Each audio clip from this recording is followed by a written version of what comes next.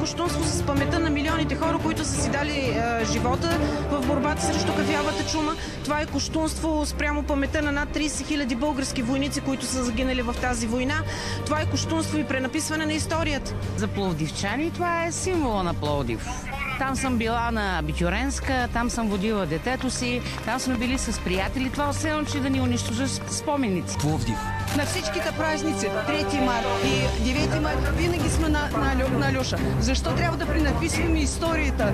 Това наша история.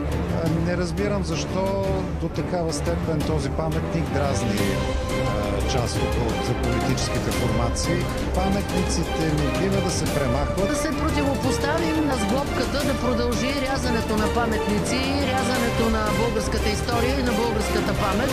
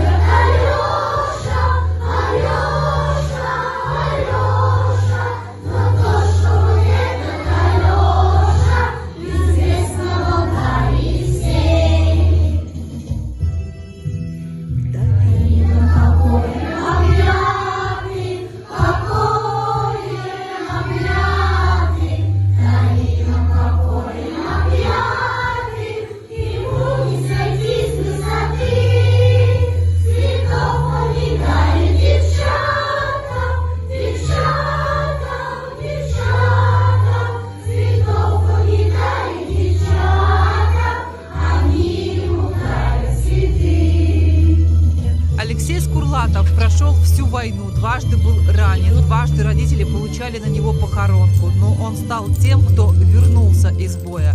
Вместе с советской армией освобождал от фашизма Россию, Украину, Молдавию, Белоруссию и Болгарию.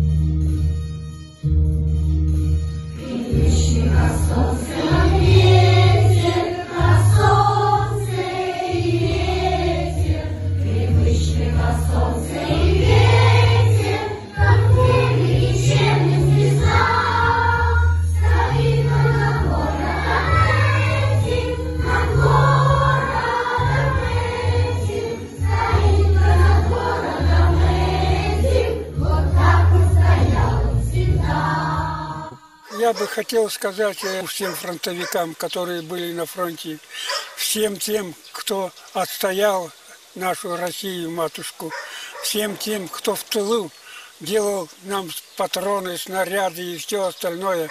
Спасибо всем.